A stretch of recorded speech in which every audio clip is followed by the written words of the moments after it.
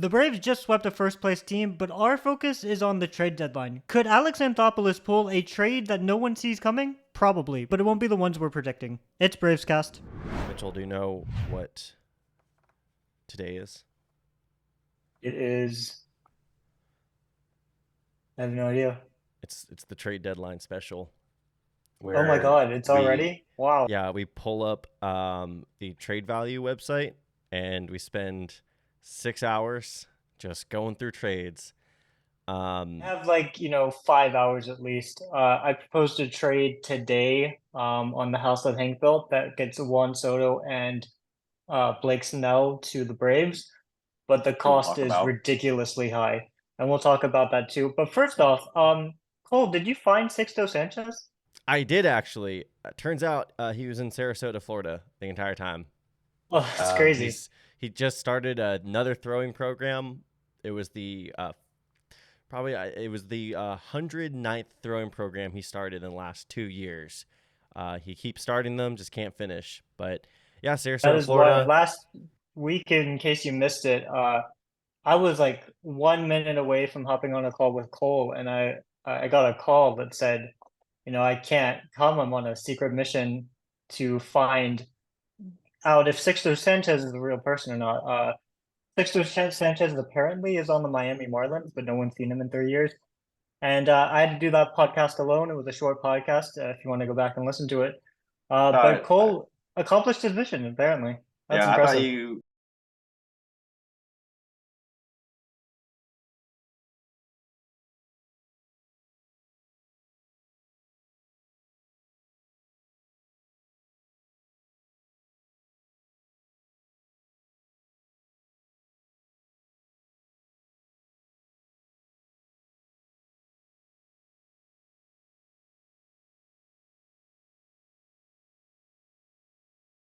Wow, that's crazy. You know who else is very real?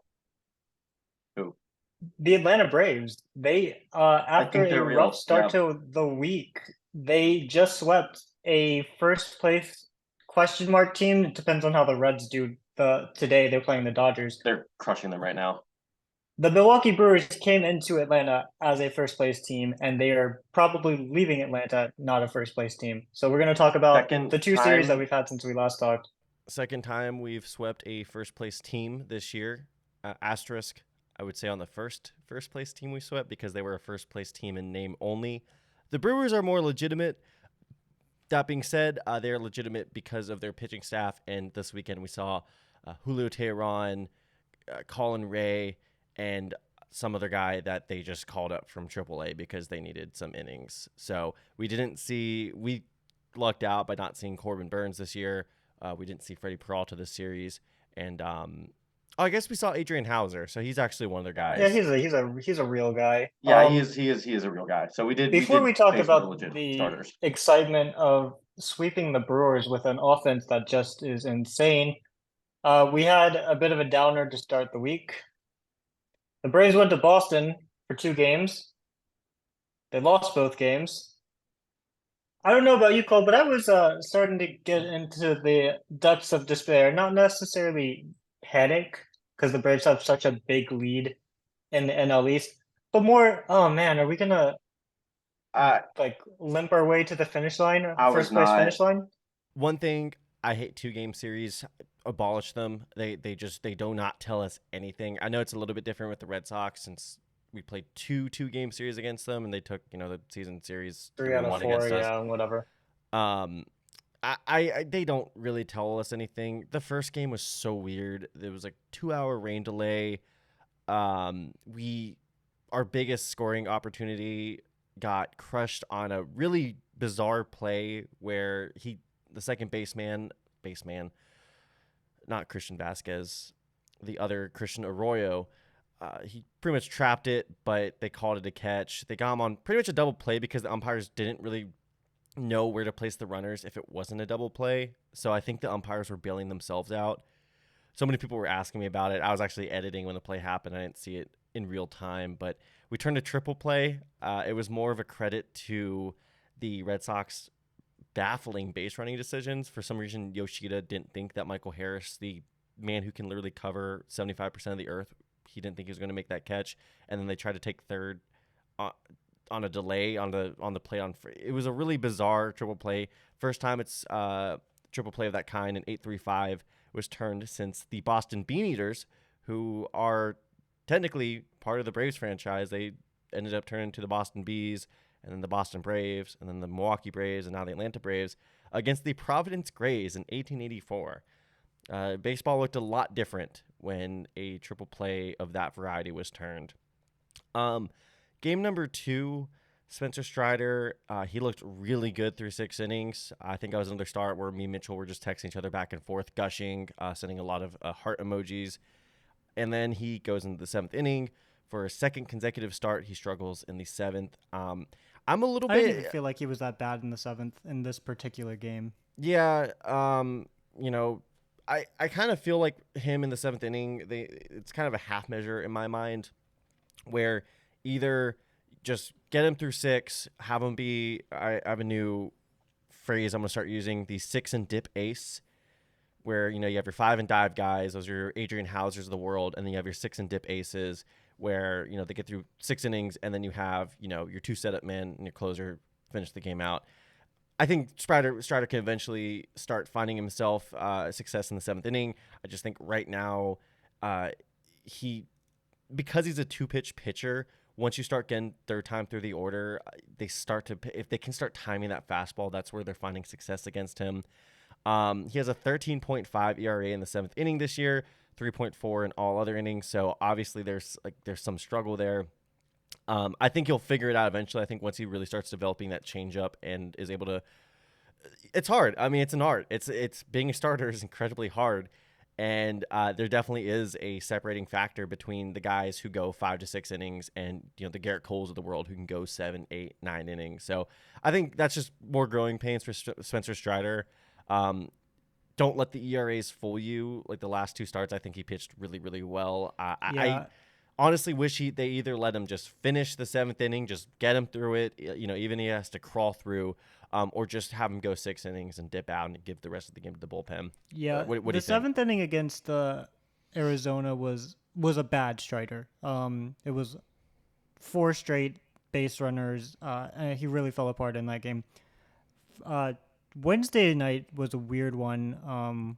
Where I don't think he was bad. And also the inning or 2 before when he allowed a homer to Devers, that pitch is exactly where you want a 1-2 slider. It was like, I can't believe Devers hit it as far as he did. He hit it like 400 feet. It was a ball. It was a slider. And then Pierce Johnson, newly acquired from the Rockies. We'll talk about him shortly. He got a ground ball right to Ozzy Albies. Albies missed it. And then Justin Turner hit I thought it was going to be a home run. It was a double off the Green Monster, and that kind of is what doomed the Braves.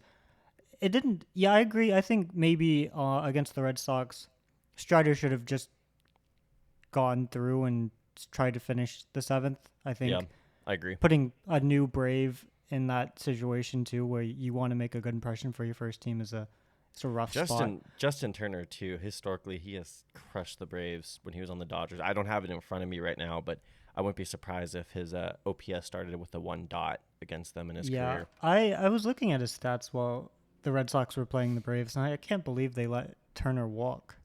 Because I thought he had been on a bit of a downcline, and he wasn't. He's still really good. Well, to be fair, and I mean I know he's a DH full time, but they did replace Justin Turner with JD Martinez, who is having a career renaissance this year. I was watching the Dodgers-Reds game Friday night. I didn't realize how good of a year he was having. I mean, I knew he was an all-star, but he is, 2018, 2019 numbers for him. So, I mean, the Dodgers could actually use an infielder, but they also have, a guy named Mookie Betts. They've been acquiring a who can play bunch of shortstop weird guys. Enrique Hernandez was traded during the Braves series to LA, and they also acquired Ahmed Rosario for Noah Syndergaard.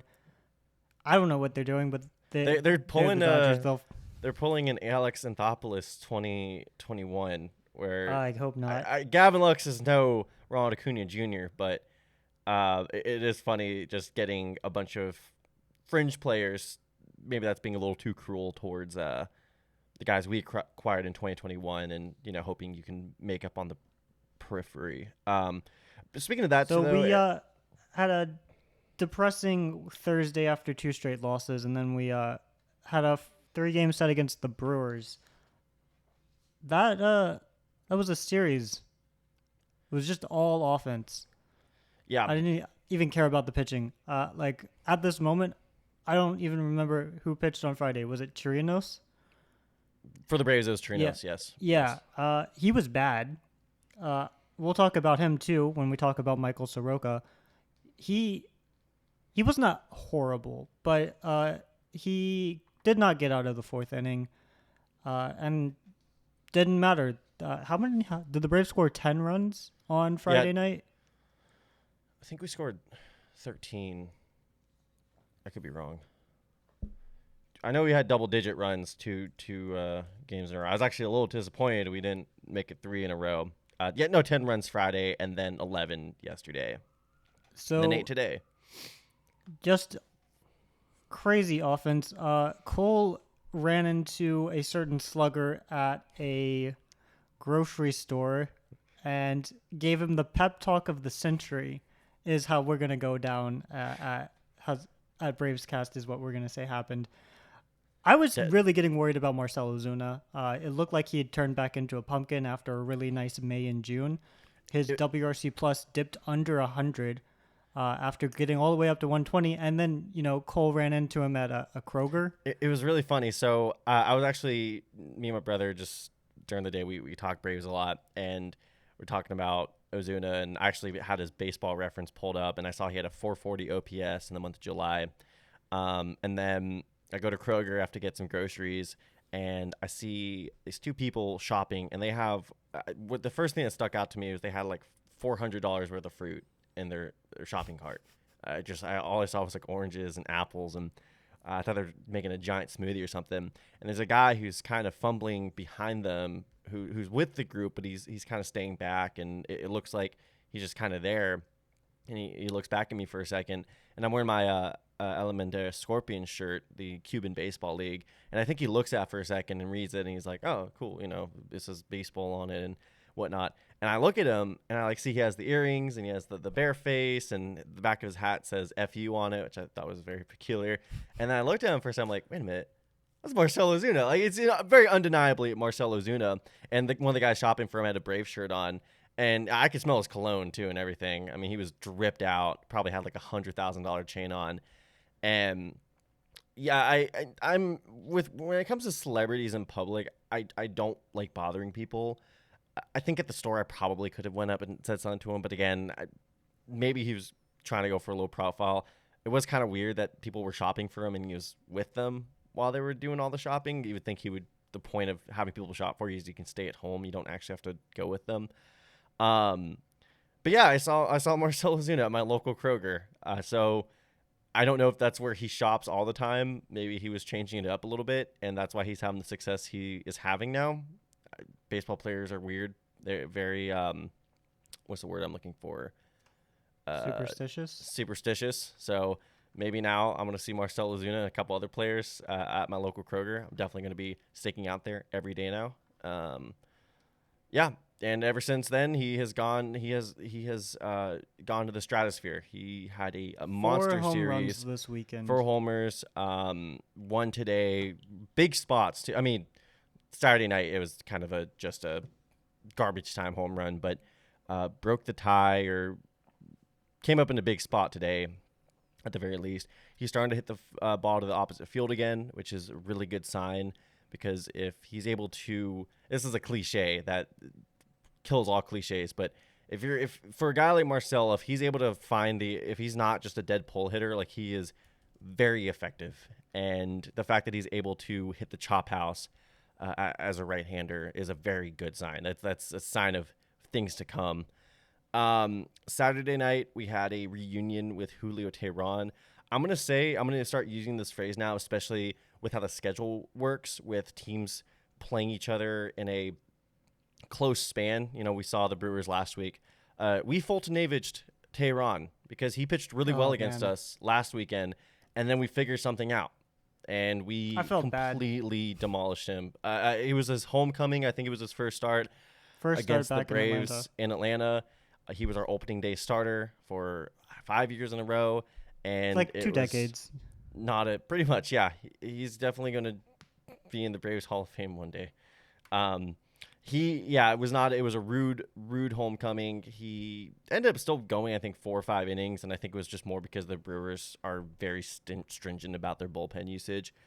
It was good to see him, but I'm also kind of glad that we Yeah, every Braves player him had how a good- hit. There were Yeah. like 4 or 5 home runs. Ozuna hit 2, Acuña hit 1.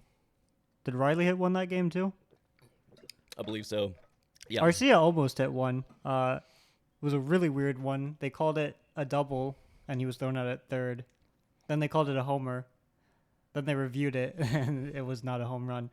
And then Yeah. today, the Braves finished off the sweep. AJ Smith-Shawver wasn't great, but he got the job done. Yeah. 5 innings. It's a spot 3 start runs. for the 20-year-old. He had 4 walks. He allowed a bunch of hits. He only had 3 strikeouts, but he got through 5, and he only allowed 3 runs. Colin McHugh had a really weird 6th. He loaded the bases. Then it looked like he had a double play ball. 2 and then he blown double didn't. plays. Yeah. I mean, one was an overthrow by Arcia, and then the other, Matt Olson, just misplayed it, and they only got the out at first. I mean, that could have been worse too. Ozzy was Yeah. right there to get at least an out. But then, Ozuna hit a home run to tie it. Matt Olson hit 2 home runs today. He is now at 35 homers for the season. Last year, he hit 34 for the Braves. It's not even August. He finished 10th. He tied Shohei Ohtani last year in home runs in the major leagues. It's July 30th, and he surpassed that. So We're definitely going to be using the phrase, and it's not even August yet, a lot in this episode. So I need to get the swear jar out because I'm gonna make a mental note. All right, we got 1 so far. Keeping a tally. I predicted the Braves would go 3-2 last week in the span. I was thinking I would be wrong again on Thursday, and I was right. So another reason to tune into BravesKast is I'm just really great at Just these laugh, yeah. predictions. We just don't miss, and when we do, the Braves win too many games. So the reason I actually went on my journey to see Sixto Sanchez is so I didn't have to be called out on about my White Sox prediction because the first time I predicted a sweep, which was something we were doing a lot of, and we lose 2 out of 3 to the White Sox, and I was actually hoping, hey, maybe this is the jolt the White Sox need. I mean, it's cool that we did them a favor because I still think they have the roster to be able to make a run for it. No, they're just a bad team. They're just a very awful losing team. 2 out of 3 against the White Sox too was tough because they should have won that Saturday game. Yeah. And then Sunday, I mean, should've won Colby that. Allard, he turned into dud. And Well, he also was out for the season pretty much. yeah. But now I think Cole's learned his lesson. You just don't predict a sweep. It has backfired on him every single time. It's like a formula. I don't know if you've ever seen like the GIF of people doing the sliders and then 2 go undone, and then you do the top one, and then the bomb 2 go undone. There's like some sort of cryptographic or some sort of like formula that I'm missing here, where if I predict a sweep, we lose 2 out of 3. If I predict 2 out of 3, there's a sweep. So I'm gonna crack it one day, and we're gonna just be glad that he's not betting money, because if he was, he might not be able to continue this podcast. Yeah, definitely. I have not bet a single dollar on any of my predictions, and I'm definitely not over $100,000 in debt. It's not true. You mean 200,000? Something like that. I lost count after 50K. So it was a good week overall. I think ending on a sweep is a lot more fun than ending on a 2-game losing streak. During the week, though, before the games against the Red Sox even started, the Braves made a bunch of moves, and I covered the Yonny Chirinos trade very briefly last week because it happened after I was done recording. He's not good. The Braves basically traded him off waivers. I thought he's Chirinos was better than he actually is. I always thought he was one of those underappreciated Rays arms. Turns out he was just not appreciated for good reason. Yeah, I mean, I don't know if we want to get into the Michael Soroka conversation right now. He had an interview with the AJC and Michael Soroka, I mean, he's Canadian. You know, Canadians aren't allowed to be mad at anything besides, like, of course, like free trade. But he definitely, in the most polite of terms, pretty much had his disagreements with how they've handled him in his comeback. I would say he pitched a very solid game against the Brewers on Friday. If you take out that one Willy Adames homer, and he put up what I would say, it would be a quality start. You take that one homer out. I put in the podcast notes, I put Yonny Chirinos' line, which Yonny Chirinos is a bullpen arm. This is apples to oranges, but he was the opener for Friday's game when that would have been most likely Soroka's start. Like, he's started like 7 or 8 games this year, and not just as an opener. He's a legitimate, sometimes a starter. I was telling Cole over a text, if the Braves wanted to replace Soroka this year, it makes sense. Michael Soroka is not the same guy he was in 2019. His ERA is bad if you like ERA. His FIP is bad if you like FIP.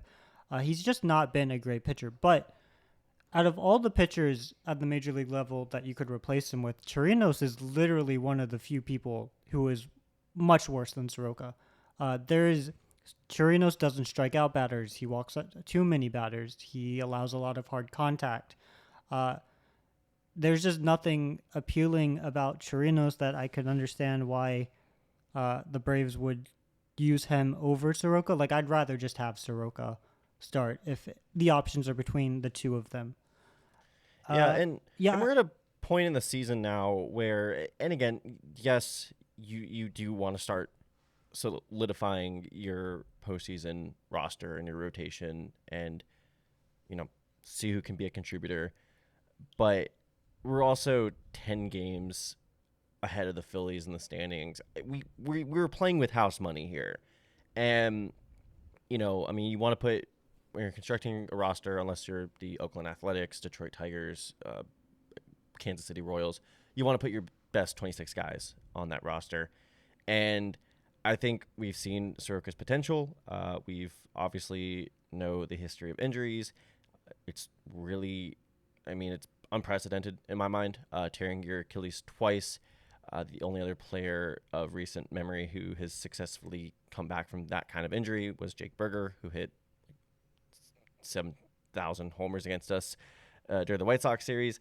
So, but we know Michael Soroka's potential, and we know where he can be when fully healthy.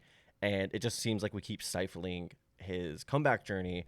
And again, to your point, if we're going to replace him with somebody, if we're going to, when we do that transaction, the guy that is the reason we option him down, it shouldn't be Yonny frickin' Chirinos. It does seem insulting. I mean, I would be insulted if I was Soroka. Michael Soroka is also a very analytical-minded pitcher. I know he's on Baseball Savant looking at Chirinos' Baseball Savant stats and going, I'm even better than this at my worst. Spin rate ain't shit.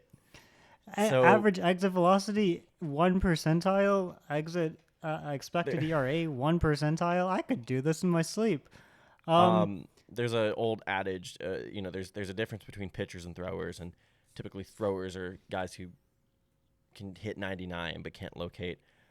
I don't know what the term is for Chirinos, because he can't hit 99, but he's more of a thrower than a pitcher. I don't even know. A tosser? A tosser. There we go. That's it. He's a tosser. I'm personally not happy about the Chirinos thing. I am a lowly fan who doesn't know any better. And I'm sure this is something in October when Cole and I do like postseason recaps and stuff. We'll just be talking about like, do you remember Yonny Chirinos? Or, wow, can you believe Yonny Chirinos turned it around and is now like one of the best pitchers in the league? There's not going to be an in-between, and we're okay with that. Like Cole was saying, we're up 10, 11 games in the standings. And in the grand scheme of things, it doesn't matter that much. but I think I took it more seriously because it was Soroka that we were optioning instead of someone like AJ Smith-Shawver who pitched today. Yeah. The Braves also made 2 other acquisitions. They traded for Pierce Johnson, who has been on the Rockies this season, in exchange for Victor Vodnik and Tanner Gordon. Neither 2 of those have high ceilings or high floors for that matter. I just hate that we trade a guy named Victor Vodnik. That is such a I great know. name. It reminds It is I a great have, name. You can barely see it. It's barely out of frame, but I do have an MF Doom poster. And one of his aliases was Victor Vaughn. So anybody who even has a name close to that is, I don't care if he's like a -3 WAR player. I would just love to see that name on our roster at one point. But I think he'll make the majors at some point. The likelihood of him actually being a high impact major leaguer, especially when you're on the Rockies and you're a pitcher.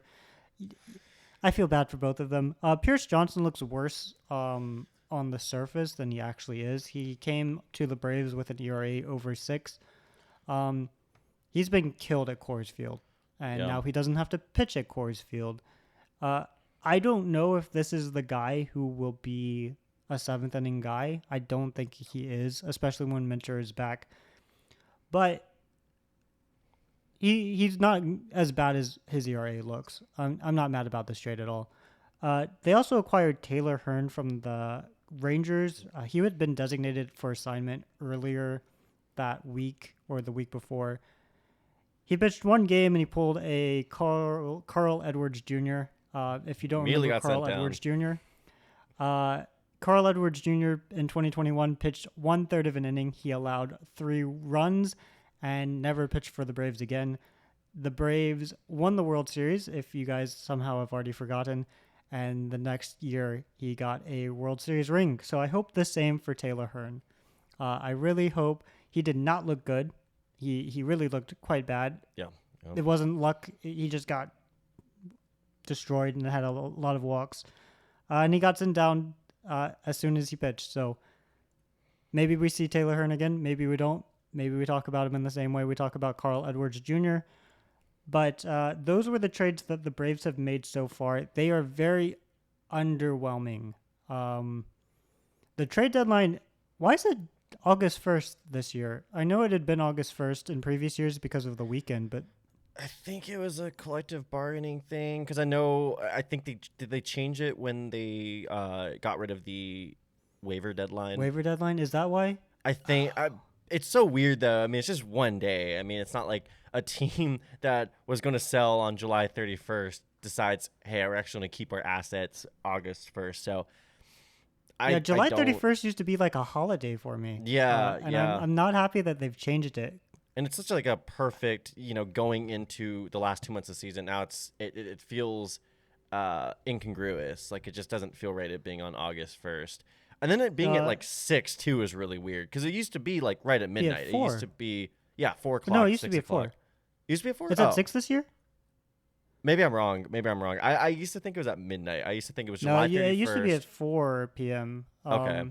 And then you'd be refreshing like Twitter or MLB.com way back in the day. Yeah. And then like at 5:37, you'll get the thing that, oh, by the way, this trade actually went through. Like last year, Rizal Iglesias actually was a last-minute acquisition. My theory on these trades is that we've had a lot of bullpen injuries. I think these guys are more insurance or kind of guys to just give us outs in August and September and let our guys who are actually going to be pitching their hearts out, come October 2nd, give them some rest. That's my theory, at least, on these trades. I could be wrong, but I mean, like we said, I don't really see Pierce Johnson making much of an impact on the postseason roster. It kind of reminds me of like that Richard Rodriguez trade we made in 21. Oh yeah, where he just bought us some outs in August and September, and again, hey, actually looks really good because those bullets that we saved from Will Smith, AJ Minter, Tyler Matzik, Luke Jackson too, ended up really helping us come the 2021 postseason. So I think it's just to keep our guys' arm fresh. We know how explosive our offense is. We don't want to be blowing. We've got a trade. Oh no. So Taylor Hearn is definitely 100% now a Carl Edwards Jr. Oh God. The Braves traded Taylor Hearn. It's a small acquisition, but it looks like okay. the end of Charlie Culberson too. Nicky Lopez is now a Brave. Wait, on the Royals, Nicky Lopez?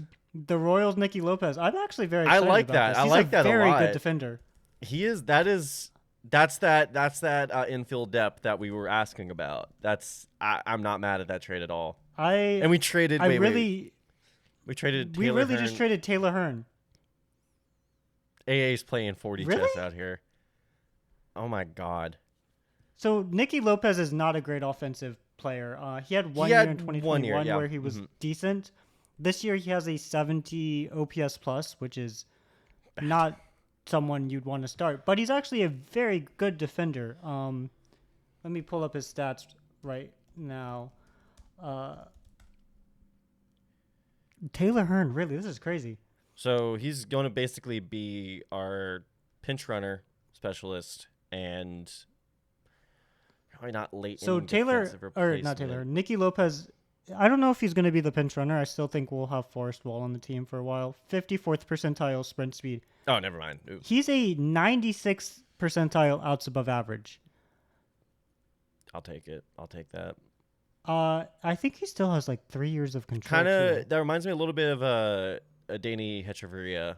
That late. Oh yeah, Danny maybe. Hechavarria has one of my favorite lines ever from any Braves player. Do you remember when he had like, yeah, he had just got traded from the Mets to the Braves, and he had like a big hit. I think it was like a double, like a go-ahead double. And so after the game, they're interviewing him on the sideline, and Franco, I think, mistranslated it, but it was, I thank God for taking me off of the Mets and putting me on the Braves. Yeah, I remember that. Classic. I don't even line. care if that's a mistranslation. That is just the perfect line. It's on record. Okay. Yeah. So cool. This is a trade I'm actually very excited about. Maybe the Braves, Ozzy Albies can finally get a day off. Yeah, so the Braves have been running Charlie Culberson as their backup infielder for like 2 months now. He had like a 2-week period where he wasn't on the team, but he's basically been on the team for... He spent 28 days, and then he spent the past... Yeah, he's been on the team for about 2 months now. Charlie Culberson has appeared in 1 game. And so the Braves have really just been running out Ozzy Albies, Orlando Arcia, and Austin Riley out nonstop. I'm hoping that with Nicky Lopez on the team, we can start getting Arcia, who hasn't really played a full season in 4 years. Yeah. I'm hoping we can get him a little time off. Ozzy Albies some time off. Austin Riley, who's actually much better defensively now than he's ever been. Just getting these guys some time off before we hit the postseason. And Nicky Lopez, even though he can't hit, is a perfect guy to do that because he's a really good defender, and the Braves infield sometimes is not. Sometimes is, sometimes is not. So this is a really good trade for the Braves. Just don't expect him to be like. And that's the thing too. Material. And we'll get into this segment. We have 3 minutes left for this block. Do you want to quickly tackle Ronald Acuña Jr., Austin Riley heading into the break? So yeah, I talked about Austin Riley last week. He's just continued his hot streak, and since Cole, you weren't here last week, I wanted you to talk about it because I think you have been a bigger believer in Austin Riley than I have been this year. Did you see this hot streak coming? I think I did. I think he called it. Yeah. I think I was last at the beginning of this month. I was going, I don't know if this is going to be Austin Riley. And Cole was like, it's July. Just wait. What's really funny, too, is especially with his improved defense, there's a chance that this actually, if he is able to carry this hot streak into even September, he doesn't have to hit spectacularly in the last month of the season. We might actually be talking about this as his best season to date, which is crazy. Come June 15th, come early July, we were pretty much lamenting his that this is WRC his plus worst was season. Dangerously close to league average at one point.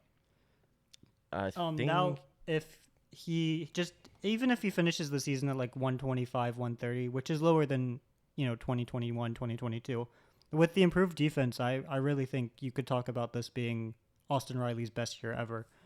And now we keep leaving out Ronald Acuña Jr. I think one issue is just he's been so good this year. He hasn't really had a cold streak. He hasn't had a super hot streak either.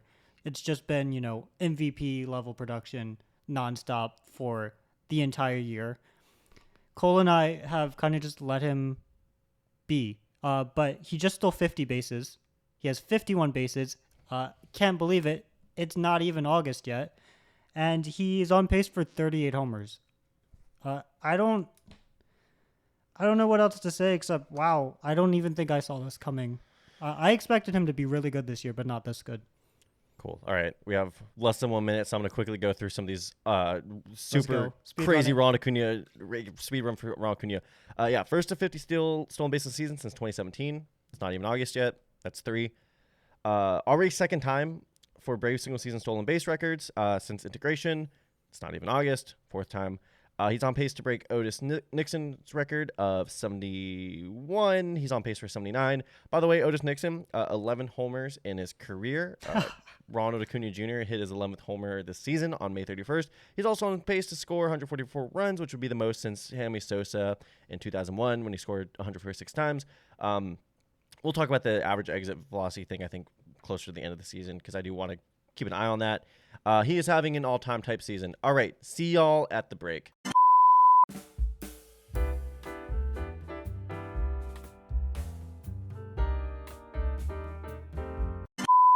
And we are back. So we last time around we broke the news on the Nicky Lopez trade. I just want to take a quick moment of silence for Taylor Hearn. His time as a Brave. He got 1 out for us, gave up 4 earned runs, and if we somehow win the World Series this year, he will get a ring for getting 1 out as a Brave. So just quick moment of silence for our boy Taylor Hearn.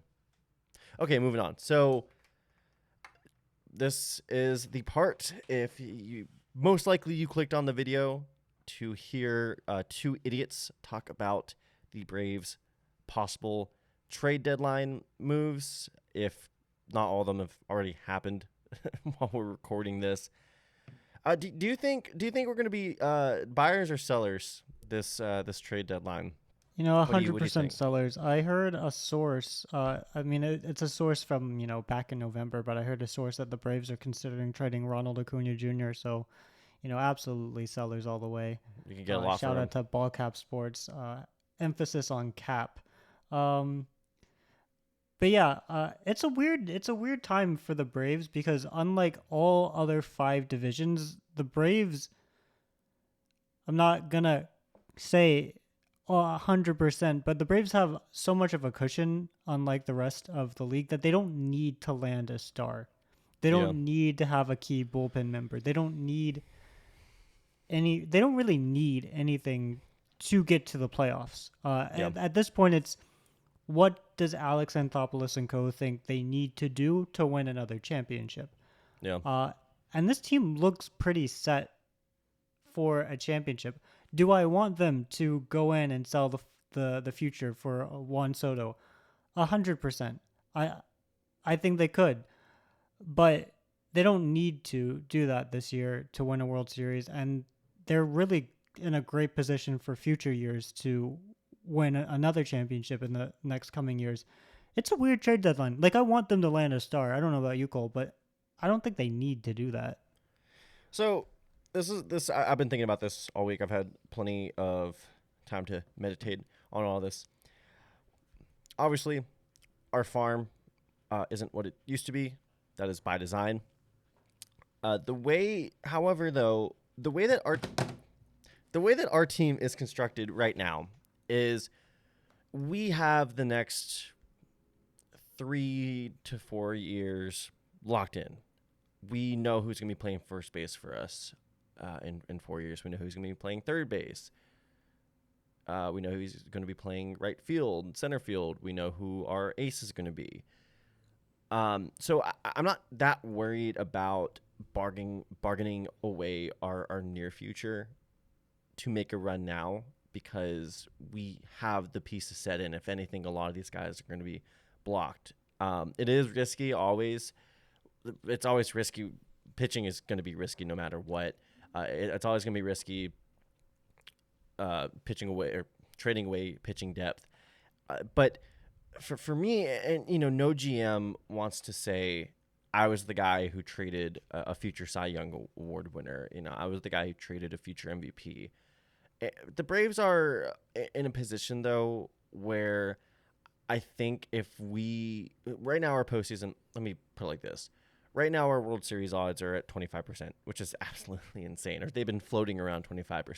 Mm-hmm. That means 1 in 4 simulations that whoever was the last, I think that was not Fangraphs or whoever, 1 in 4 times the Braves won the World Series in their simulations. I wouldn't be mad if we traded away what many would consider valuable prospect depth to get to 33%. So I know that you proposed a trade. You had an article come out earlier this weekend to get 2 certain players from the San Diego Padres. Would you like to explain this trade for me? So I think this trade is insane. But this trade deadline is looking like a seller's market. There are only so many teams that are in a position to sell, like the St. Louis Cardinals, who have good players who are sell worthy. So the Mets have started selling. I'm a little worried about the Mets, actually. I think this is a perfect time for them to be bad because there's so many teams in contention that trading Max Scherzer, maybe trading Justin Verlander, they're actually going to get a ton more than they would have in normal years had they been bad. Also, the Mets now have Ronald Acuña Jr.'s brother. I hate that. I hate that so much. I think that's going to be awesome. I think that's great. That's going to be so good for the game, in my opinion. Luis Angel Acuña is now a New York Met. I'm not a big fan of that. But there are only so many teams with good players to trade who are not going to be making the postseason.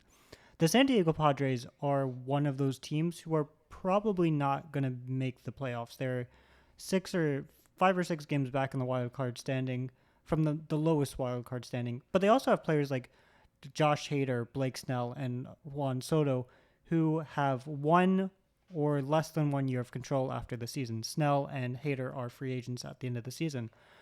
For the Padres, it would make a lot of sense for them to trade Hader and Snell, but to get a Soto, a team who would want Soto would have to give up a lot. So my proposed trade on the house that Hank built was Snell and Soto for Bryce Elder, for Vaughn Grissom, for Jared Schuster, and Nacho Alvarez. That is a terrible trade for the Braves, long term. I crunched into the trade simulator. And Eddie Rosario would go back to the Padres. The Padres would be getting $65 million in value in their estimate, where the Braves would only get 45. In the short term, though, I do think it makes the team a lot better. Elder has been a great pitcher. He was an all-star for the Braves this year. Blake Snell has an ERA 1 run per 9 innings better. That is a significant upgrade as a starter. And Blake Snell's a guy that you're going to pencil into a postseason roster or a postseason pitching rotation. Elder no offense to Elder, had a great start against Milwaukee. He only struck out like 3 batters, though. Blake Snell has much more strikeout stuff. He does walk more batters, but he would be an upgrade over Elder in the rotation. It doesn't help the Braves' starting rotation depth, which they do probably need a little help with, but it improves that specific spot. The Braves' left field has not been good since, they had a bad April, they had a bad May, they had a great June, Rosario and Pilar, and then they had a bad July. The Braves' left field spot is league average at best, pretty much, in aggregate. Juan Soto could put you at 50-60% better than the league average as a hitter. He would vastly improve the Braves' already deadly lineup. Imagine a 1-2 spot that goes Acuña and Soto, and then you have Riley and Olsen and Albies, Ozuna, Murphy's in there somewhere. That's an insane lineup. I think a lineup with Soto in it gets us to that 33% chance of winning the World Series. I don't think that's a smart trade. I don't think it's something Anthopoulos would do. I think it's a really dumb trade, actually. Yeah, so my response to I love the idea of getting Snell. Don't get me wrong. Soto feels like using stitches to heal like a small scratch.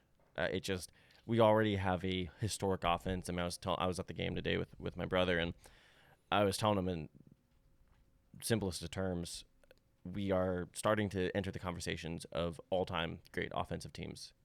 Big Red Machine, Murderous Row. I'm struggling to think of a name for our team. I'll have it next episode.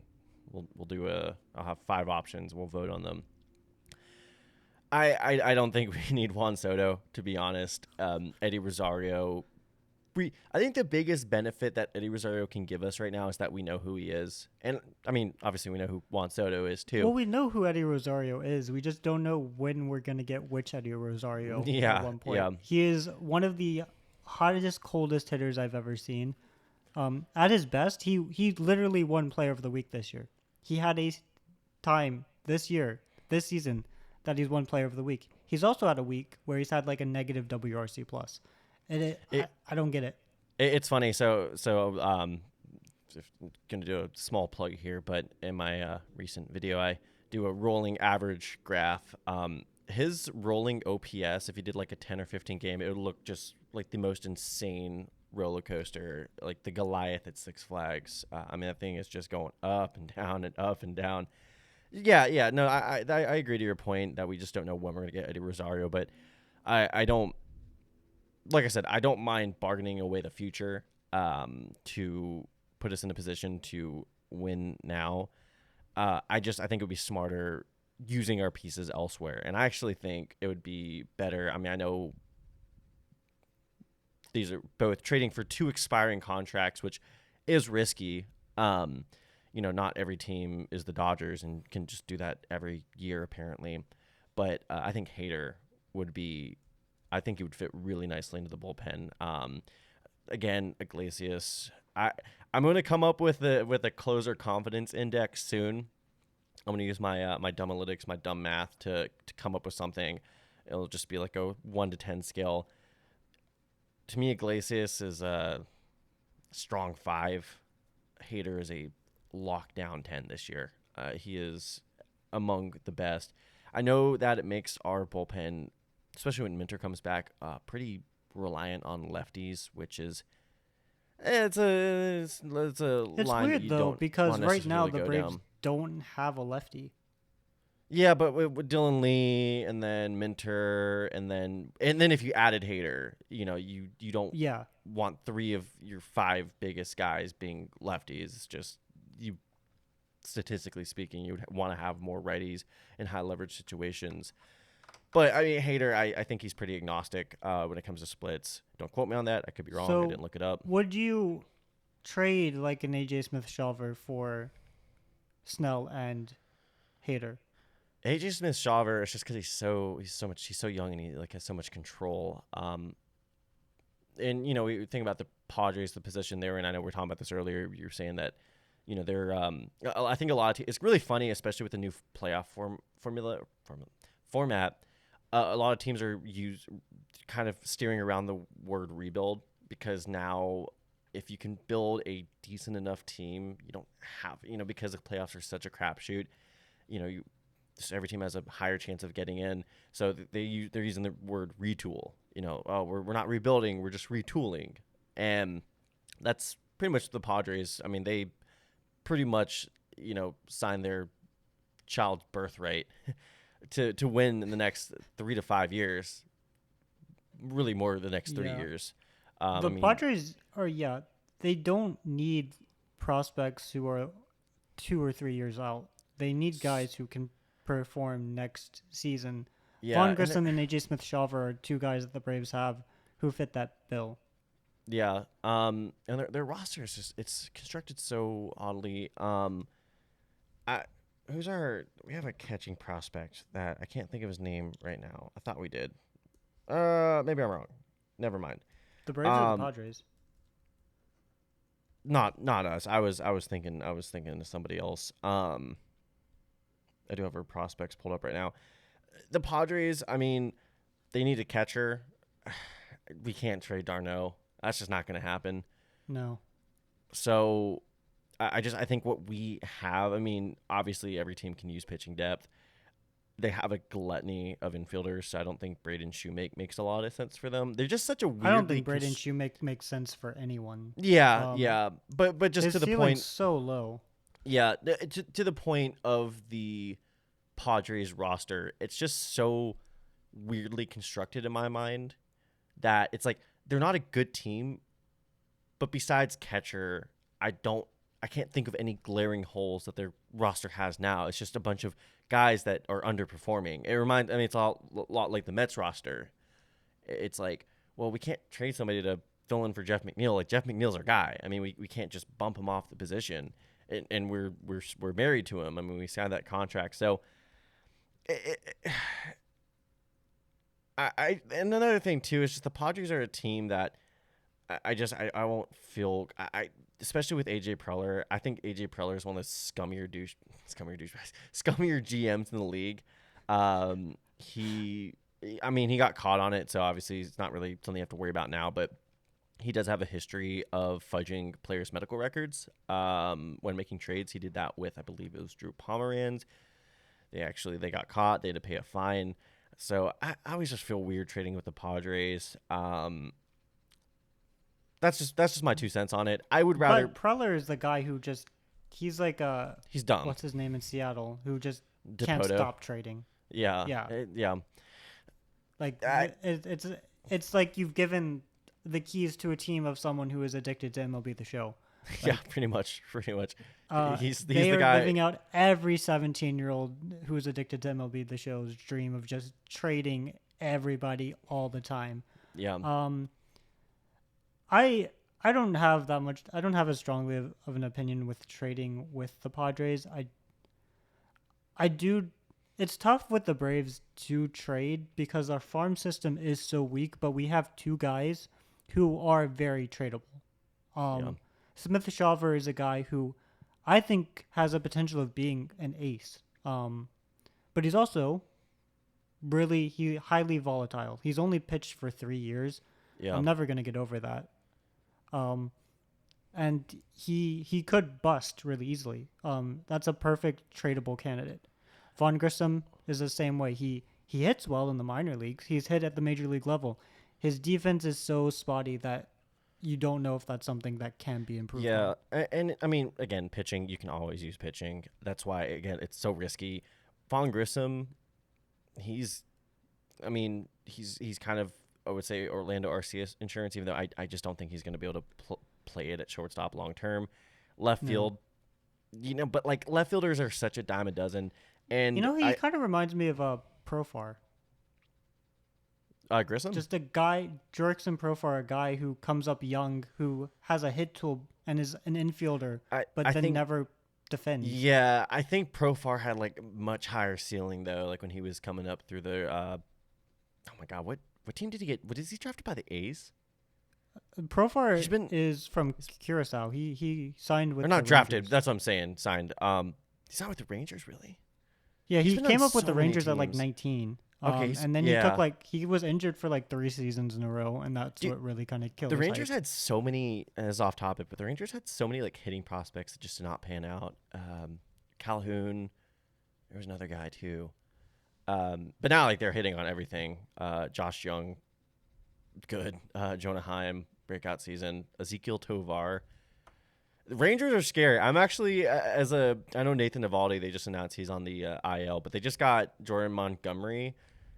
I know they just pretty much bought a rotation, but they bought a really good rotation. I'm actually a bit worried about them just from like a World Series I was thinking about perspective. that when Scherzer got traded yesterday. Like, do I want to face the Rangers in the World Series? And I'm like, no. Yeah. No. Yeah. They've got Seager. Seager is quietly like the best hitter on the planet. Yeah. He's just been doing his thing in hurt. Texas. He still gets hurt, but if he's healthy in a World Series, I don't want to face Seager. He's another notorious Braves killer. I mean, that I know it's the 2020 NLCS, and I'd like to just kind of shrug off. I think it's 2020, ironic that he went to the Rangers because after that playoff series in Arlington, Life, where the neutral site, as a Dodger, he had the most homers in that Yeah. stadium. He actually, yeah, it's actually kind of funny if you count the postseason. He's probably going to hold the all-time record once that contract is up, and it's just funny Yeah. because, yeah. Okay, trades. Talking about trades. Yeah. So I mean, one note too. Alex Anthopoulos has been very public in saying, "Oh, we don't have anything going on." Alex Anthopoulos is the most tight-lipped GM on the planet. He runs such a tight ship there. It's funny. There was always kind of a joke about the mystery team, like the Dodgers, Rays, and a mystery team. The Braves are always that mystery team.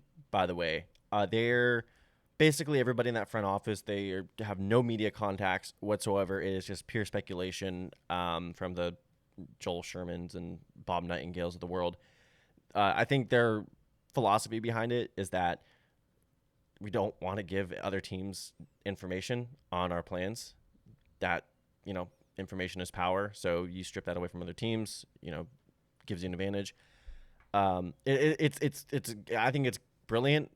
As a fan, it's frustrating because you like to daydream. Yeah, I don't you know like how to, you like to to hear those articulate rumors. this, but like I trust Anthopoulos all the way when it comes to transactions. That's what Yeah. makes this like the Chernos decision so questionable. Where I'm like, I don't get this, but whatever. Anthopoulos is normally right, And Thopless wills it. but I don't trust a single thing he says. Like I Yeah, never yeah. when it comes to transactions, and he's like, oh, we today he was like, we don't have any deals that are close, and then 40 minutes ago the Braves acquired an infielder. Yeah, I don't know how to articulate. You fully trust somebody, but you also don't believe anything that they say until something's happened. I don't know. I don't know what that phenomenon is. Too, and this was just a tweet I had, and I want to articulate it on this podcast. But just as the trade deadline special, we're having fun with trades. So back in 2021, Ronald Acuña Jr. right before the All-Star break tears his ACL. We don't have to go over that again. And Alex Anthopoulos made 4 trades, traded 4 players to 4 different teams that many would say put us over the edge, and without those trades, we wouldn't have won the World Series. I don't think I we believe make the that. playoffs. The NL East was really bad that year. We still won. They only won by like 3 games though. It was only 3 games. Was the Phillies that almost caught up to us? Because the Mets were The Mets had first place Mets down, themselves. and Yeah, then but they then had pulled the just Mets a and- collapse in August, Yeah. and then the Phillies caught up. When the Braves played the Phillies that last series, maybe they did win by more games, but like that last series in Atlanta when it was the Phillies and the Braves, there was there's the a chance. tension of the Phillies, if they swept or if they won 2 out of 3, they could overcome. Yeah. I think I am wrong. I think the Braves did win by like 6 games. Yeah, I don't remember it being. But again, for outfielders, we got to basically make up for the production of Ronald Acuña Jr. I want to give a quick update to our listeners here on the status of all 4 players that we traded to get these outfielders. Bryce Bell, who we traded to get Jock Peterson, who was pretty much our lightning rod. I mean, he basically got legions of Southerners to wear pearls, which, he contributed to the most amount of pearl sales the South has ever seen. We traded Grown men who would never before be caught dead They were- in any jewelry like that. NLCS Game 6, every time Jock Pearson went out to the plate, this guy in front of me probably weighed like 250 pounds of like pure muscle and conservative rage. Every time Jock Pearson did anything, he would like clutch his pearls and start just like every which way showing them off to the strangers around him. I gotta give shout out to Dale Murphy too, because when in 1980s Braves fans see Dale Murphy doing that, they're all in. And Dale Murphy, game 1, I think, rocked the pearls. So Yeah, Dale Shout out to Murphy's Murphy. yeah. Bryce Ball. I remember, this is also a little off topic, but I think it was Bob Nightingale or somebody had a tweet about what it meant for the Braves to trade Bryce Ball, who is a very highly high variance prospect. He was like, "Oh, this is a signal that the Braves are going to re-sign Freddie Freeman and that the Cubs are going to let Anthony Rizzo go." He was released by the Cubs earlier this year. He, I think, made it all the way up to Double A, and his very lopsided kind of. I think people were comparing it to Olsen's, but just not as fundamentally sound. He was released by the Cubs earlier this year. Alex Jackson, who we traded to get Adam Duvall. He's on the Brewers AAA team. He's actually doing quite well. He has a 900 OPS, but he's also 27 years old, so he's a little bit older than most of the guys. And it's funny because he's being blocked by another former Braves catcher, which is just crazy how many great catchers we've had in our system. I mean, I would love to do a video one day about another foolish baseball ripoff, but the secret Braves dynasty of like great catchers we've produced over the years. And then Casey Kalick, who we got for Jorge Soler. He was released by the Royals earlier this year, I think out of spring training. He was kind of the Royals were pretty much just looking to give away Jorge Soler for free. And then Pablo Sandoval, who that's who we traded. That's who we traded the Guardians. We traded a mascot to get Eddie Rosario, who was on the injured list when we made the trade. I mean, I think the Guardians viewed him as damaged goods. Pablo Sandoval was subsequently released by them as soon as the trade was made and hasn't played a game since. We basically gave away nothing for a World Series trophy, which to this day continues to blow my mind. How I think Marlins fans look back on that Alex Jackson trade as like one of the worst trades their franchise has ever made. And keep in mind, they traded Miguel Cabrera for like nothing. Nothing. Yeah, got Cameron Maven. He was good on the Yankees in 2019. Yeah. Braves legend. So, and that's the thing, you know, around this time, you're going to hear a lot of people talk about prospect depth and then using prospects as depth. And to me, the thing with prospects is that there's so much variance, and, you know, there's some guys that will develop better in a different system.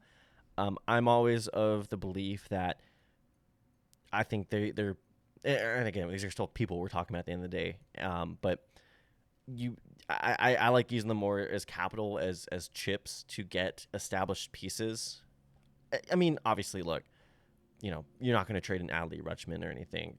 There are guys who are sure things, and you know, but there are guys who maybe are undervalued by one organization who another organization sees the potential of.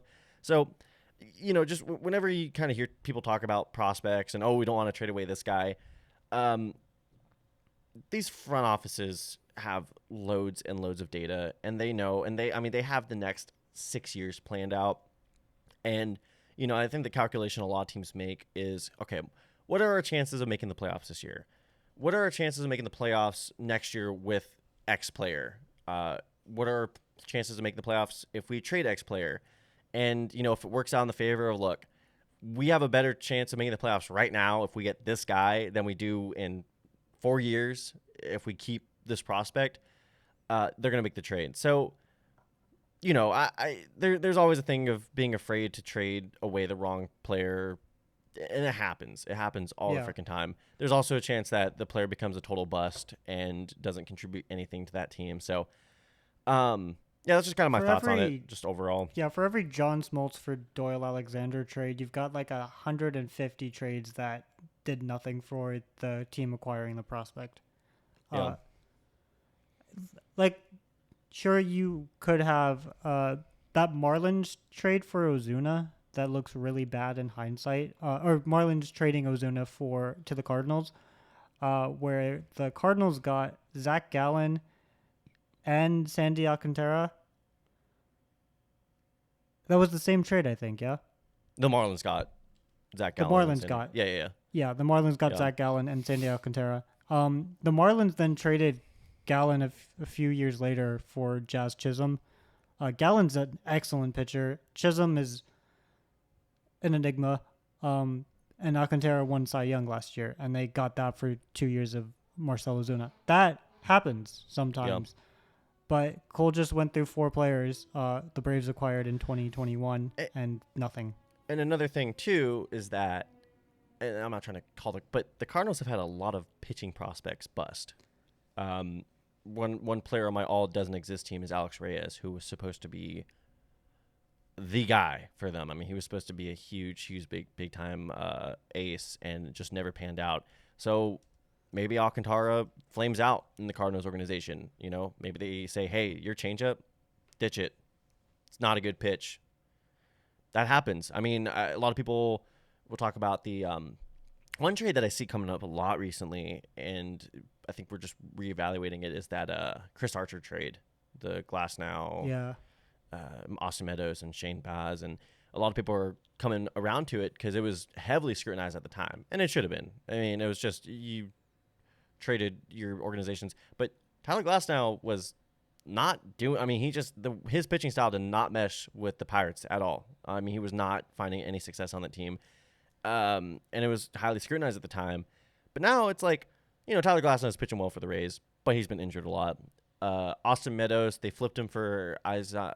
Is it Isaac Paredes or Isaac? Isaac Paredes. And Austin Meadows is now on the Tigers. He's unfortunately had some mental health issues, and he's taken time away from the game. So, you know, it's just a lot of teams value players differently, and I'm just of the belief that you shouldn't be so afraid of trading away somebody. Gotta do this. In this Braves organization too, this is not the same farm system that the Braves had in like 2017, 2016, when they had Acuña, Albies, Fried, Minter, Dansby, Swanson, all in the same organization. This Braves farm system, you've got some wild cards. Like I said earlier, AJ Smith-Shawver could be a Cy Young winning pitcher, but he's also so raw that he has such volatility that you don't know what you're getting. The Braves, every single prospect in the Braves organization is very tradable. Every single one of them. Yep. And there is a potential, like we're saying, that one of those prospects actually turns into a very good pitcher or player. Like I would have advocated to trade Spencer Strider in 2021. I don't know anything, obviously. But if you look at just how lowly the Braves farm system is seen and how often a prospect from a farm system ranked that low hits, your general consensus should be the Braves should be open to trading every single prospect. Yeah. And you know, another thing too is, like I said, I'm preaching the difference of prospect depth and then prospects as depth. The Dodgers, for example, are a team that I think really nail the concept of prospects as depth, where the guy gets hurt, okay, we got a wealth of pitchers from the minor leagues that we can call up. I think pitching depth is important. I'm like I said, I'm a little bit more scared of trading away, you know, the Shavers or even the Schusters and Dodds, just because it's like, hey, you know, when you're mapping out the season, you got to get a certain number of outs, you know, to get through the year, unless you want to, you know, start throwing Culberson in the bullpen. But sorry, I got distracted there.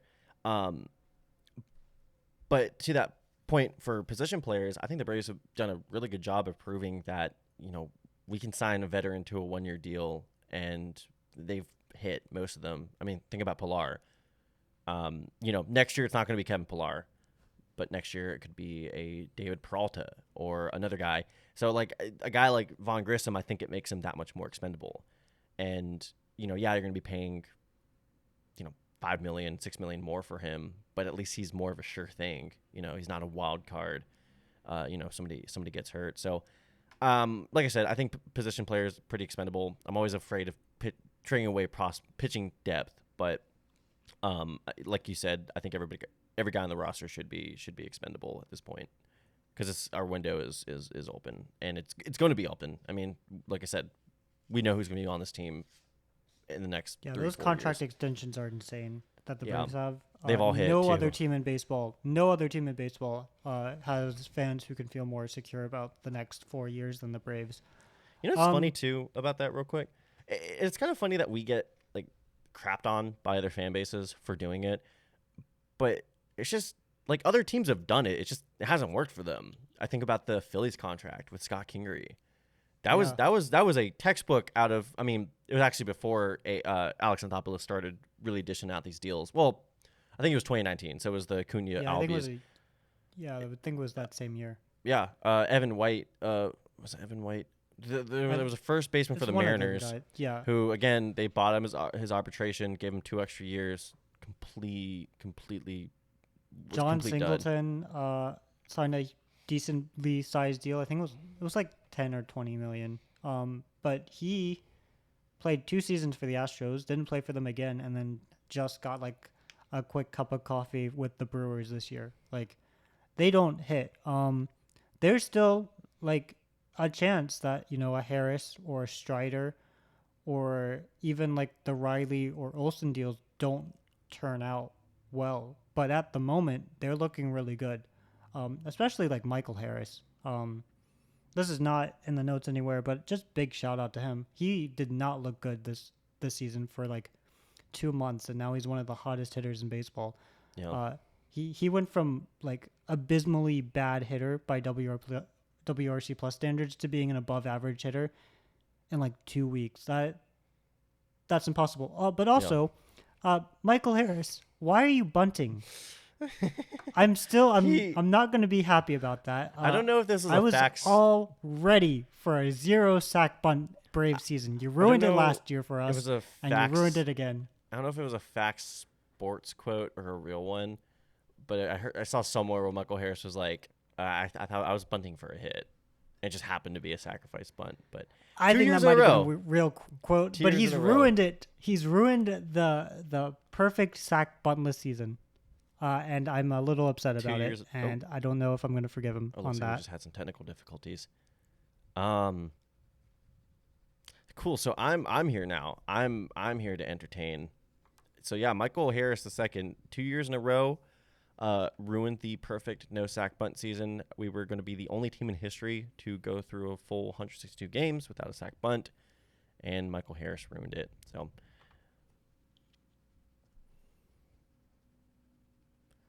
Mitchell, glad to have you back. I was just talking more about the Michael Harris sack bunt. Yeah.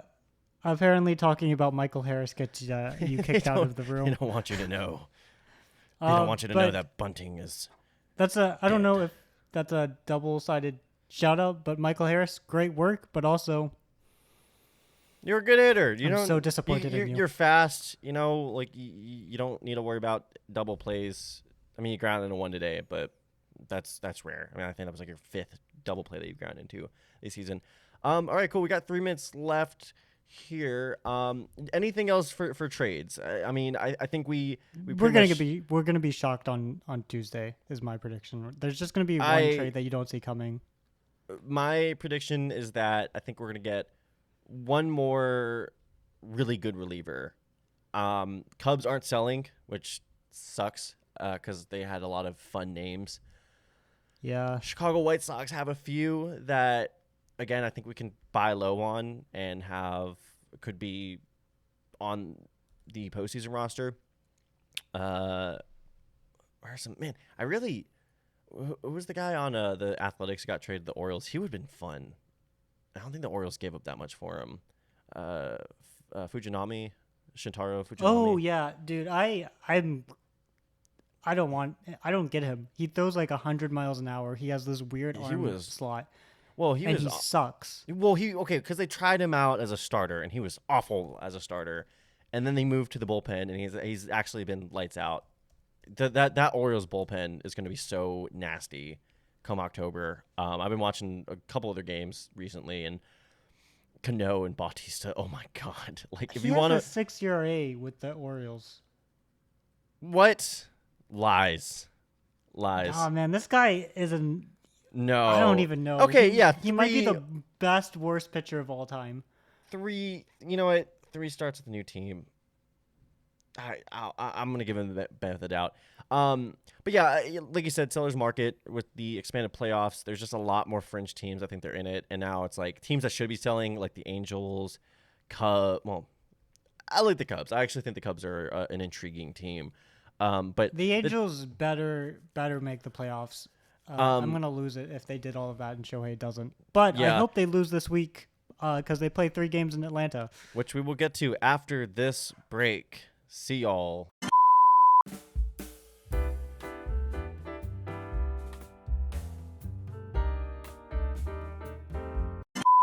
Hey, thanks for sticking with us. We're at the hour 20 mark, a little less than the hour 20 mark. We have kind of an interesting slate of games coming up in the next 2 weeks. Do you wanna go over them? Yeah, I was kind of surprised when I was looking at it. So the Braves play 3 games against the Angels. Shohei Ohtani comes to town. He's not pitching. Are you going to any of those games? Tuesday. Nice. The Strider's pitching, so I get to see. I won't be able to see Ohtani versus Acuña, but I get to see Strider versus Ohtani. Yeah, so. that's pretty great. And Ohtani against Strider. I was so worried that he was going to get traded, but now it's cool that he's actually playing the Braves again. Yeah. So then after 3 games against the Angels, the Braves have a day off. They go visit Dansby Swanson and the Cubs on the road. Then they go to Pittsburgh for 4. And then they go to New York for 4. So they're going to play 8 games next week. Not this week, upcoming week, but the week after that. That's going to be a tough... Like, the Pirates aren't very good this year. The Mets are probably going to be down a lot of players after Tuesday. 8 games against anybody in 1 week is going to be a tough slate. And yet, I don't know. I'm still predicting a 9-5 next 14 games. 9-5 is pretty bold. Yeah, it's really bold. Angels series. I mean, the Angels are going for it. As a baseball fan, I'm very conflicted about the series because I want the Angels to make the postseason. I want Mike Trout to win a postseason game because after this year, the band is breaking up, aka Shohei is leaving town. They are going to go through an extensive rebuilding / I would just say like overall kind of just coming to Jesus because they are a mess of a franchise. The Angels coming to Jesus is a funny phrase. Yep. May or may not have been deliberate in saying that. So, I mean, especially if Shohei's not pitching, because not only is he their best hitter, he is also their best pitcher. I think Mucus Giolito is pitching on Wednesday, so I might be seeing Patrick Sandoval, who I actually think is a really good pitcher. He's just having I think he's underrated. horrible year because it's the Angels, and they can't have anything good. Hey, Taylor Ward starts heating up. And he gets hit in the face. Then we, like you said, we have 3 on the road against the Cubs. It's going to be part 1 of the Dansby Swanson reunion. We've had some interesting series in Chicago. I know last year it was we ended the win streak in Chicago, the 14-game win streak. I think the Cubs are a really fascinating team. Justin Steele, actually, he was the guy who I think ended our win streak. He's in the Cy Young conversation this year. He's good. He's really good.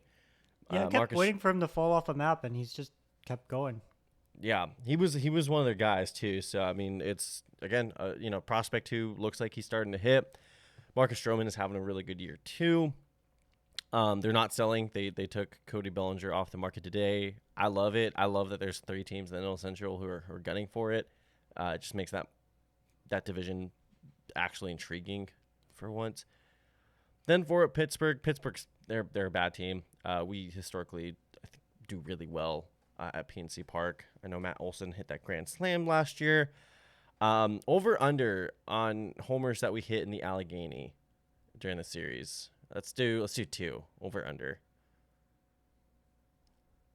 Aside from Olson, the Braves just don't have left-handed power though. Like Eddie's not gonna hit a tank like that, you know? Yeah. Ozzy has home run. I don't get how Ozzy hits as many home runs as he does. I really think he's a chop house merchant. No. Because I feel like every time Ozzy hits a home run, it's like 387 feet, and you're like, how does he do that? So I'm gonna say under, but I think Olson. I'm gonna say under. I think Olson hits one. But you never know. Olson. One of the last things on my Braves bucket list, now that the Braves won a World Series in 2021, I need to see a perfect game, or at least a no-hitter for the Braves. I'm also waiting on a 4-homer game on the rarity, because now we've checked off the triple play bucket list that I've seen a triple play with the Braves before. I remember the Rafael Furcal triple play. But, after 20 years almost, it was cool to see another one. But yeah, Matt Olson 4-homer game against the Pirates. I don't even remember the last 3-homer game we've had. or did Matt Olson have one last year? I mean, Matt Game? Kemp has hit 3 homers in a game. Oh my God, Matt Kemp. Oh man, I that's think a he might be the dark most period. recent one. Braves 3 Dark. homer games. Feels like we Uh, have.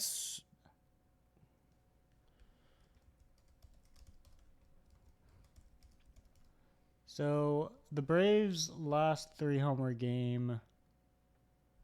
Come on, Baseball Almanac.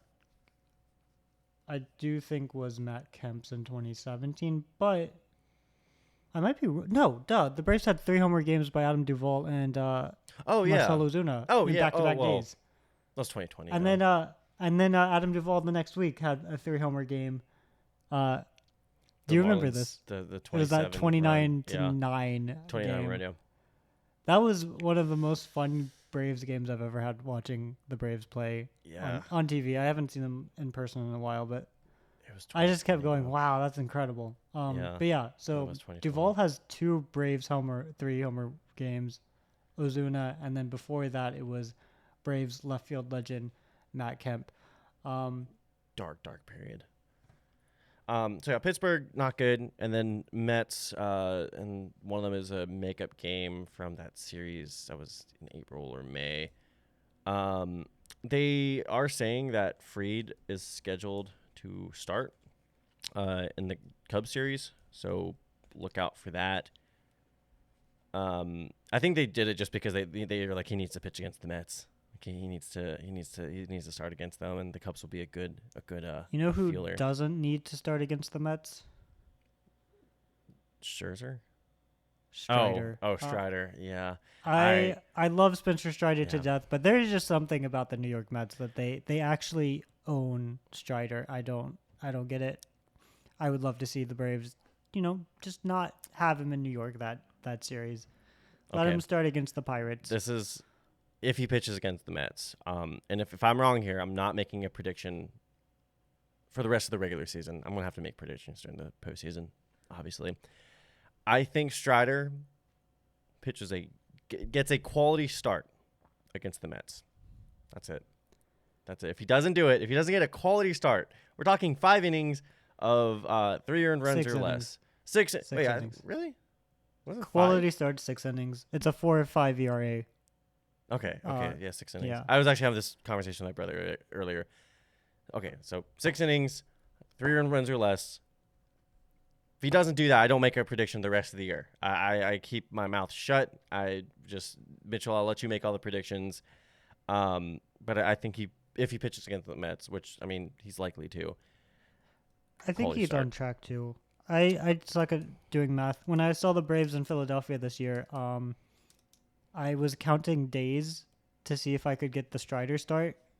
Mm. It took me like 14, 15 goes at it to be like, okay, how does a 5-man rotation actually work? Yes, with And days then- off and Yeah, it was kind of embarrassing to try to count down the days. I'm not even going to try it now. By the way, Um, just real quick, I have the Orioles game on. Listener, I'm sorry if you think this is redundant. Adam Frazier just hit a 3-run homer off Luis Severino to make it 6-0. How the frick do the Yankees think they have a shot this year? Adam Frazier. I feel like Adam God. Frazier just had like a 2-homer game recently too. He's a weird player. If I'm an Orioles fan, I'm wondering, is Adam Frazier real? Okay, so like Adam Frazier in 2022 had 3 homers. In 2021, when he was an All-Star, that year the Pirates had 2 All-Star starters, even though they were terrible. Mhm. He had 5 home runs. He has a career high 12 homers right now in 96 games, but he also is a below average hitter by OPS plus standards. The Orioles are such a weird team this year. I don't love get it. this team. I love it. I'm all for the Orioles. Yeah. It's funny. That's another 'cause team I don't want to face in the playoffs. It's really funny because it kind of reminds me of the 2014 Royals, just with like better offense, pitching or bullpen and defense. Those are their ingredients right now. And I mean, are those like sustainable ingredients? But they do have a lot of firepower coming in the next couple of years. Anyway. Oh, I did not realize this was the ESPN game. I've totally lost track of time in my mind. No, you're good. I had this on my radar just because I think this is like a fascinating series. Because it's 6-0 Yep, no outs in the first inning. No He's outs. yet to record an out. Yep. Oh man, I feel bad for Yankees fans because they're technically in it every year, but there's just disappointment every year as well. I'm gonna do a video in the off season of fan misery index, and I'm gonna take the average MLB fan age, which I'm gonna say is in the 30s. Maybe I'm being a little too optimistic about that's the youth. too young. Yeah. Yeah, that's what I'm saying. Like The I'm being a little youths. too optimistic. But like, so I'm gonna take the average fan, and then when they start watching games, let's say like 6 years old. So however many years that is, and then basically just rank teams. So if you get a World Series, you get this many points. If you made the NLC, it's kind of similar to the payroll video, and I'm hoping to be surprised, and I think the Yankees are going to be one of the teams that surprises me a lot. I mean, I know they won all those. So World if you take the Series, average so- age of a baseball fan, though, those Yankees fans got to live through the 90s. yeah, Those yeah. suckers. So maybe I won't be that surprised, but and they make the postseason like every year too. So Yeah. okay, so Anyway. my predictions. I think we take 2 out of 3. I think we take 2 out of 3 against the Angels. I think the Cubs are really hot right now. I think we only take 1 in Chicago. Pittsburgh, I think we take 3 out of 4. And then the Mets, I think we split the series. It's hard to take 3 out of 4 against any team. And Especially a doubleheader. It's really hard to Yeah. have a 4-game split or a 4-game sweep when you have a doubleheader in there. And even though the Mets are not going to have Scherzer anymore, they might not even have Verlander after tomorrow. They're decent, yeah, They've underperformed. They've actually hit the best time to underperform, and they've got still solid pieces. yeah. So you think 9-5? I think 8-6. We'll see in 2 weeks. Yeah, cool. That was today's episode of BravesKast, the trade deadline special. The There's Braves are probably definitely gonna be a huge trade as I'm editing this tonight, and it's not even gonna matter. Like, well, we're gonna wake up tomorrow and suddenly the Braves have traded for like that guy who has 4 years of control who no one thought was on the market, and we and signed all it him cost to was like a, Dylan Dahl and Jared Schuster, yeah, and then we signed him to like an 8-year extension, and we look even better. and everybody For the lives next happily decade. ever after. Yeah, I mean that's we talked about kind of the philosophy behind trading prospects, and why you shouldn't be too concerned about who your team trades away, and trusting your front office, especially if your front office is led by a man named Alex Anthopoulos. So yeah, I mean we weren't just here being like I think we're gonna make a trade and get Scott Barlow from the Royals, which I wouldn't be mad if we got Scott Barlow, actually. I think Maybe. Scott Barlow's been talked about as a potential option for the Braves so much that it's not going to happen. Like, Yeah, no yeah. one on the Braves' radar, like fans' radars, ever happens. I Yeah. don't remember anybody talking about Adam Duvall, Jorge Soler, Jock Peterson. No one was talking about Raisel Iglesias last year. No one was talking about Nicky Lopez this year. That came out of nowhere. I didn't even know he was available for a trade.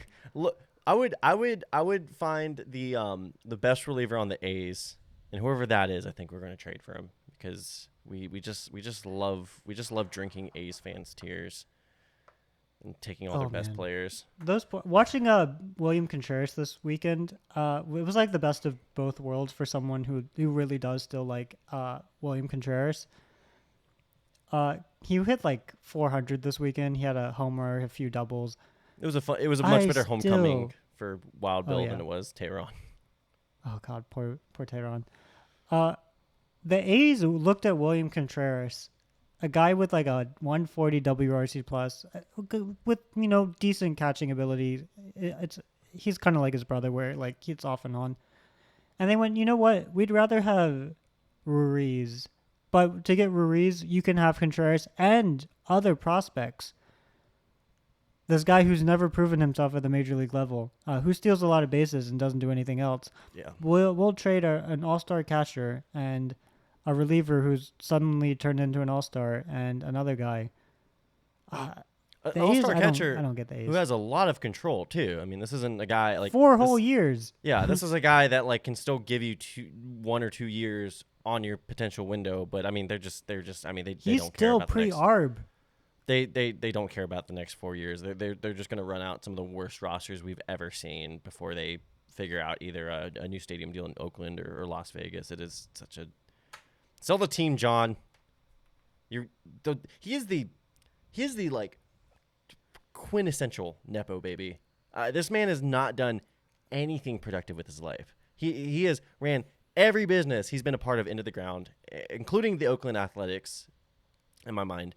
And the only reason he's able to get away with it is because his daddy founded Gap. Meritocracy is dead. It's never existed. John Fisher, go fuck yourself. Do you, Cole, do you want to start a podcast called BravesKast where it's just 2 minutes of us ranting about a team we don't even pull for? Let's do it. Well, that would be actually kind of fun. We do like one special episode where it's us and like alternate. There's an idea I had for a podcast, but we could do it for BravesKast where like it's an alternate reality where we have a podcast for every different team and what we would talk about. And yeah, in an alternate universe, I'm a Nationals fan. Oh yeah. An alternate universe, I would be a Dodgers fan, and I would just feel you would icky be all the gushing time. over Freddie Freeman right now. Add that to the swear jar. But thankfully, we're in this one. I can't imagine not being a Braves fan. Like I go to Nationals games sometimes, and I'm just like, who am I pulling for against the Nationals today? Yeah. Oh, it's Ellie De La Cruz. Awesome. It's the Texas Rangers. That's cool. I mean, there's a while, 2013, 2014, 2015, where I used to go to Braves games, depending on the opponent. Be like, oh, this is gonna sound bad, but a lot of attendance figures are coming out from this weekend because MLB just had their best weekend in terms of attendance since like 2013. That period of time from 2014 to like 2016 maybe, or I'm gonna say 2013, seems like so dull in retrospect. Just the climate of the game, you know what I'm saying? Like just the biggest players. I mean, I know like Miggy Cabs, like that was his prime, but just compared to today, it seems so like dull and like gray you had and, Bryce Harper, and everyone was like, "Calm down, Bryce. Yeah, you're too fun for the game. Yeah, Be more serious." I mean, just think about, like everything. I mean, the Orioles game right now. They have the freaking bird bath. I mean, just every time that is Orioles so player, cool. I need to get love on it. an Amtrak at some point this year and go to an Orioles game. They're definitely next on my list. It's kind of funny to think about that. Like Camden Yards is probably the second or third closest stadium to me, obviously besides Truist. It's 10 hours. You don't really think about the Braves being isolated at all because they're smack in the southeast. But I mean, Miami is a 12-hour drive. Tampa Bay is like a 10-hour drive, and then I'm Baltimore's from a North 10-hour drive. Carolina, right? And the reason I'm a Braves fan is that in North Carolina, they're the closest team. Like, Yeah, I could have been a Reds fan maybe because I'm from the west part of North Carolina. But like, there was no other team. The Expos were still in existence when I got into baseball, so it's not like I had the Nationals. And even then, it's a 7-hour drive to DC from where I'm from, and it's like a there's so many 6-hour drive people to that are Atlanta.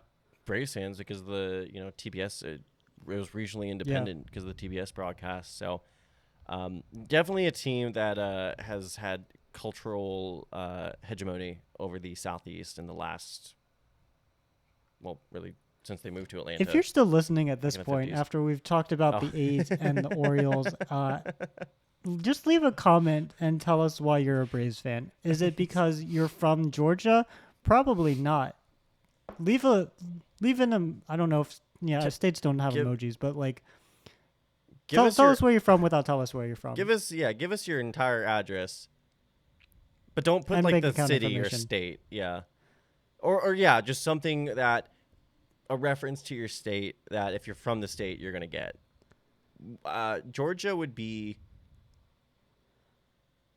secretly the most mountainous state in the East. I don't know if that makes sense. Like it's mountainous, but you don't expect it. Yeah, one of the most. The I mean, elevation in Atlanta. It's not is West. It's not surprising. West Virginia, obviously, but we do have the South Appalachian. Obviously, we're in a Piedmont here. Truist is actually the third highest stadium in MLB, which is shocking. It still shocks me sometimes to think about. Wait, Behind which is the second? Arizona. I thought it was the second. Arizona. I think Arizona? depending on the calculation, it changes. Like they're pretty close, but we're either second or third, which still, like I said, surprises me a lot.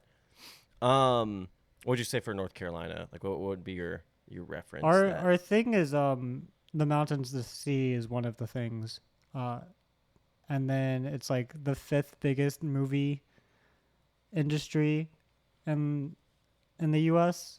behind like maybe a fourth. I think it's like California, New York, Georgia, and then North Carolina. What movies and shows have been shot there?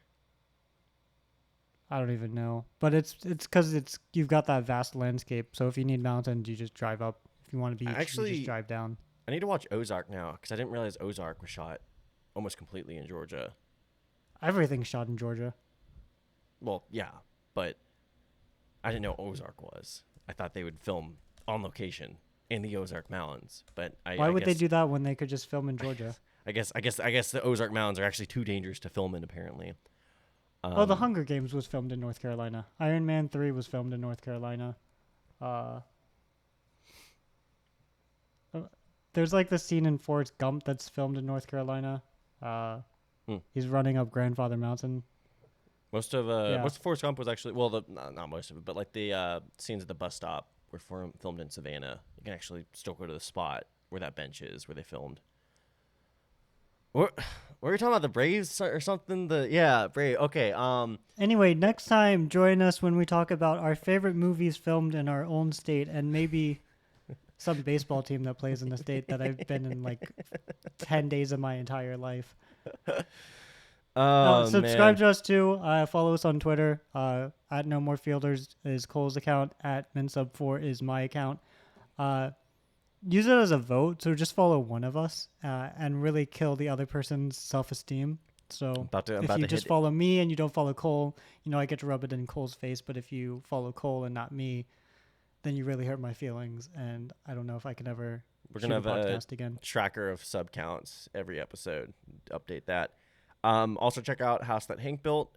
Mitchell is a writer, contributor, whatever word seems more prestigious for House That Hank Built. And I think someone just released a video about batting 400. Go on YouTube and search like the 400 batting, all the keywords there. And I think you'll find a really cool video that I'm watching right after this. Officially become the batting average channel. It is official. Cole's favorite stat is batting average. He actually never cites anything else. I love it so much. It tells you everything you need to know. It doesn't omit any important information that might be valuable when discussing players' values. It's everything. It's hits. Luis Arias is actually going to be MVP this year. He's having a season we've never seen before. Ronald Acuña Jr. 30-50. Come on, I mean Barry Bonds did that. Ronald who? I've never heard of that player in my life. Freaking. All right. Yeah. Anyway. Bye. Bye.